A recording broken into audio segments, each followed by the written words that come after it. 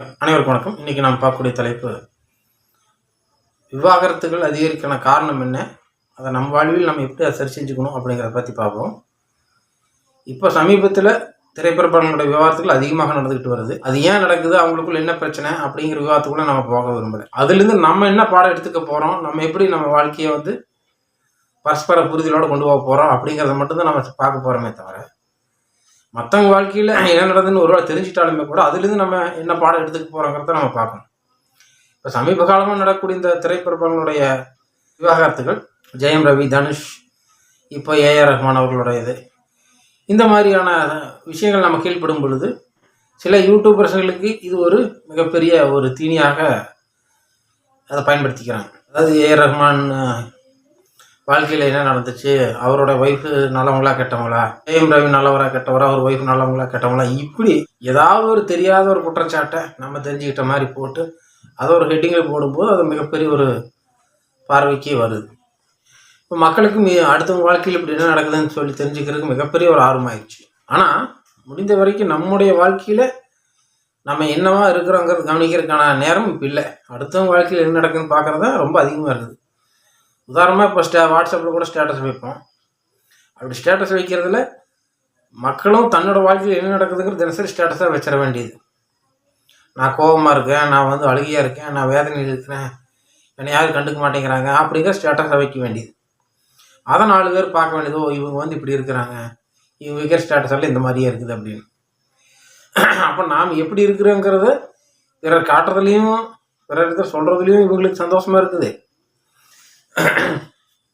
அதே மாதிரி பிறர் வாழ்க்கையில் என்ன நடந்துட்டு இருக்குதுன்னு பார்க்கறதுல நமக்கும் ஒரு அலாதி இன்பமாக இருக்கிறது. இதையெல்லாம் மாற்றிட்டு முதல்ல நம்ம வாழ்க்கையில் என்ன நடக்குது, எது சரியாக போகுது, எது தவறாக போகுது அப்படிங்கிற வாழ்வியல் முறைகளை நம்ம முதல் தெரிஞ்சுக்கணும். விவாகரத்தில் அதிகரிக்கான மிக முக்கிய காரணம் ஒழுக்கமின்மை மிக முக்கிய காரணமாக படுகிறது. 2வதாக மனப்பக்குவமின்மை. 3வதாக பொருளாதார முன்னேற்றம். தனிப்பட்ட முறையில் இந்த பொருளாதார முன்னேற்றம் அடையணும் அப்படிங்கிறது எல்லாருக்கும் ஒரு விருப்பம் உண்டு. ஆனால் அதே பொருளாதார முன்னேற்றம் தனிப்பட்ட முறையில் நீ இல்லாமலும் இன்னும் யார் இல்லாமலும் என்னால் தனியால் வாழ முடியும் அப்படிங்கிற ஒரு அதீத நம்பிக்கையை கொடுக்க ஆரம்பிச்சிருது. அதனுடைய விளைவும் ஒருவருக்கொருவர் விட்டு கொடுத்து போகணுங்கிற அவசியம் இல்லாதனத்தை அங்கே உருவாக்குது. பொருளாதார ரீதியாக நீங்களும் சம்பாதிக்கிறீங்க, நானும் சம்பாதிக்க, என்னாலையும் வாழ முடியும் அப்படிங்கிற ஒரு இடத்துக்கு அவங்க போயிடுறாங்க. இந்த மாதிரியான காரணங்களை சின்ன வயசுலேருந்தே நாம் சொல்லிக் கொடுக்கணும். இப்போ படிக்கிற காலத்துலேருந்து படிக்கணுங்கிறத மனப்பாட பகுதி சொல்லிக் கொடுக்கறதுக்கான நேரமே சரியாக போச்சு. படிக்கணும், சம்பாதிக்கணும், இதை தாண்டி வேறு எதுவும் தெரியுதில்லை. திருமண நாள்லையாக சொல்லிக் கொடுக்குறக்கு ஒரு வேறுபாடு இருக்கான்னு பார்த்தா, திருமண நாளில் பார்த்தீங்கன்னாக்கா ஒரு 4 பேர் சேர்ந்து டான்ஸ் ஆடிட்டே கூட்டிகிட்டு வர வேண்டியது இப்போ அது ஒரு ஃபேஷன் ஆகி போச்சு. அதாவது அது ஒரு ஜாலியான நிகழ்வாக எடுத்துக்கணும் அப்படிங்கிறதுக்காக அது பண்ணப்பட்டது அப்படின்னு. அப்போ வாழ்க்கைங்கிற திருமணத்தை ஆரம்பிக்கிற இந்த நாள் ஜாலியாக இருக்குதுன்னா எல்லா வாழ்நாள் முழுக்க அப்படித்தான் இருக்குன்னு மனநிலைக்கு அவங்க போயிடுறாங்க. குறைந்தபட்சம் ஒரு 1/2 hour 1 மணி நேரமாவது வாழ்வியல் பற்றி ஒரு ஆலோசனைகள், ஒரு கவுன்சிலிங் எப்படி இருக்குது, என்ன அனுபவங்கள் பகிர்தல், ஏதாவது ஒரு நிகழ்ச்சிக்கு ஏற்பாடு செய்யலாம், இல்லை சொல்லிக் கொடுக்கலாம். எதையுமே இங்கே ஆரம்பத்துலேருந்து படிக்கிறது கடைசி வரைக்கும் யாரும் எதையும் பகிர்ந்துக்கிறதுக்காக தயாரில்லை. நேரடியாக வாழ்வியலுக்குள்ளே இருவரும் போகும் பொழுது அங்கே இருவரும் தானே புரிஞ்சுக்கிறதுக்கு ஒரு சில காலங்கள் தேவைப்படுகிறது. இந்த ஒழுக்கம்ங்கிற கான்செப்ட் வரும் பொழுது பெற்றோர்களுடைய பங்களிப்பு மிக முக்கியமானதாக இருக்குது.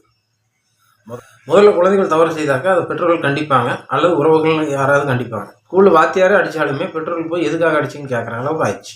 நாமளும் திருத்த மாட்டோம், தண்டிக்க மாட்டோம். பிறர் யாராவது குறை கண்டுபிடிச்சி தண்டித்தாலும் அதையும் போய் தட்டி கேட்போம். மனநிலையில் அவர்களுக்கு என்ன விதமான மாற்றம் உருவாகும்?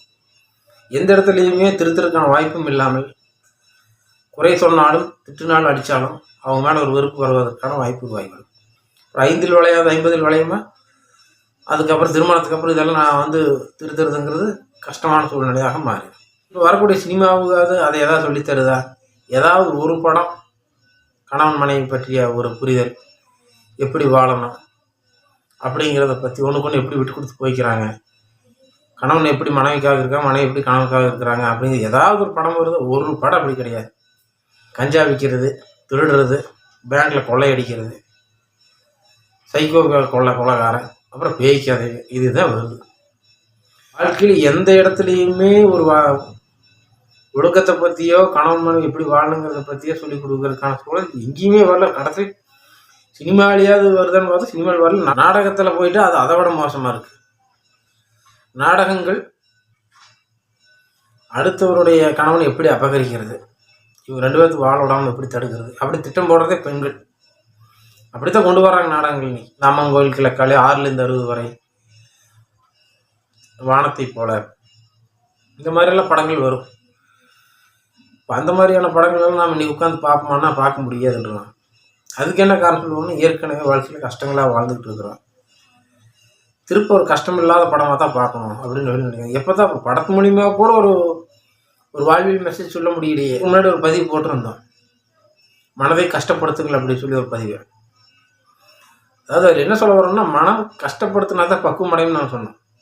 இப்போ இருக்கக்கூடிய இளைஞர்களுக்கு என்ன கேட்குறாங்கன்னா, கஷ்டமான படமே வேண்டாம், அப்படியே ஒரு ஜாலியாக என்டர்டைன்மெண்ட்டாகவே அப்படியே போகணும் படம்.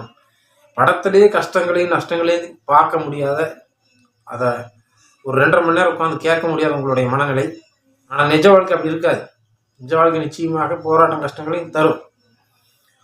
உங்கள் மனம் அதை ஏற்றுக்காது. ஆனால் அப்போ வரக்கூடிய முரண்பாடுகள் எப்படி சரி செய்வீங்க? கஷ்டங்களில் தான் அனுபவம் இருக்குது, கஷ்டங்கள் தான் பாடம் இருக்குது, கஷ்டங்களில் தான் மனப்பக்குவப்படும். இதை தவிர்க்கிறது தான் இந்த எல்லா பிரச்சனைக்கும் காரணம். எல்லாம் ஒரு கணவன் மனைவிக்கு இடையில ஒரு பிரச்சனை வந்துச்சுன்னா பெற்றோர்கள் வந்து உட்காந்து பேசி அதை 2 பேர்த்துக்கு இடையில ஒரு காம்ப்ரமைஸ் பண்ணி விடுவாங்க. அல்லது பெற்றோர்கள் வந்த உடனே அந்த குழந்தைகள் பயந்துக்குவாங்க, எங்கள் அம்மா வந்து சொன்னாங்க, எங்கள் அப்பா வந்து சொன்னாங்கன்னு ஒரு பயம் இருக்குது. இன்றைக்கி அம்மா வந்து சொன்னாலும் கேட்குறது இல்லை, அப்பா சொன்னாலும் கேட்குறது இல்லை, எந்த உறவுகள் வந்து சொன்னாலும் கேட்குறது இல்லை. உங்கள்கிட்ட போய் சொல்ல போனால் நாங்களாம் சொன்னால் எங்கள் சாமி அவங்க கேட்குறாங்கிற நிலையை தான் அவங்க பதில் சொல்கிறாங்க. யாருக்கும் பயப்படாத ஒரு நிலை. இன்றைக்கி இருக்கக்கூடிய பெற்றோர்களே அப்படிப்பட்ட பிரச்சனைகள் ஏதாவது வந்தாக்க பெற்றோர்களே அந்த பிள்ளைகளுக்கு வேண்டாம், இனிமேல் பிழைக்க வேண்டாம் அப்படின்னு சொல்லி அதை தூண்டுகோலாக மாற்றி மீண்டும் அந்த கணவன் மனைவி இருவரும் சேருவதற்கு இந்த பெற்றோர்களே தடையாக இருக்கிறது நிறைய பக்கம் இருக்கக்கூடிய சூழலில். இதற்கான பாசிபிலிட்டி ரொம்ப அதிகமான காலகட்டமாக இருக்கிறதுனால சேர்ந்து வாழ்வதற்கான சூழல் இன்றைக்கு இருக்கிற நிலைமையை விட இன்னும் வருகாலங்களில் இன்னும் மிகவும் கடுமையாக இருக்குங்கிற காரணத்தினாலும் முதலில் நாம் பக்குவப்படுவோம், ஏற்றுக்கொள்வோம், அன்பு செலுத்துவோம், ஒழுக்கமாக இருப்போம். அதிலிருந்து நமது குழந்தைகளுக்கும் சொல்லிக் கொடுப்போம். நாமும் நிம்மதியாக வாழ்வோம், அவர்களும் நிம்மதியாக வாழட்டும்.